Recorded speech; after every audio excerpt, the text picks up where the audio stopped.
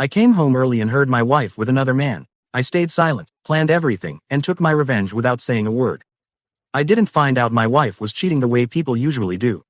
There were no obvious signs. No late-night arguments, no lipstick stains, no suspicious texts lighting up her phone while she nervously turned it away. If anything, everything felt normal. That's what made it worse. Because the night I found out, it wasn't because I was looking for the truth. It was because the truth was waiting for me, on the other side of my own bedroom door. That day started like any other. I had a long meeting scheduled, and I told my wife, Nisha, that I'd probably be home late.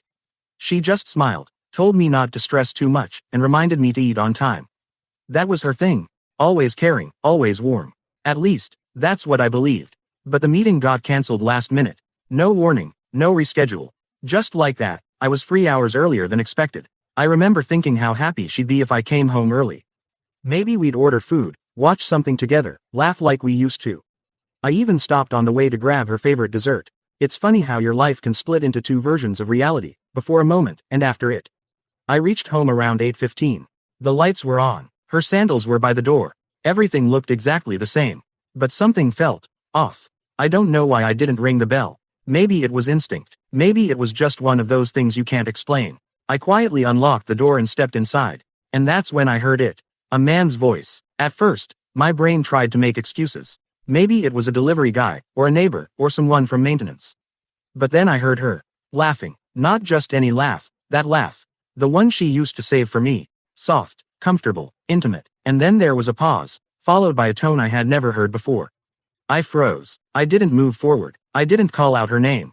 I didn't even breathe properly. I just stood there, in my own house, holding a box of dessert, while my entire marriage quietly collapsed in the next room. The bedroom door was slightly closed. Not fully, just enough. Enough to hear, not enough to see. And somehow, that made it worse. Because your mind fills in the gaps. And trust me, it always imagines the worst version. I don't know how long I stood there. It could have been seconds. It felt like hours. But one thing I remember clearly is this. I didn't feel anger. Not immediately. What I felt was something colder. Something quieter. Something that scared even me. Because in that moment, something inside me switched off. The man who loved her, who trusted her, who would have done anything for her. He disappeared. And what replaced him was calm. I slowly stepped back, opened the door, walked out, closed it gently behind me. And just like that, I left my own life without making a sound.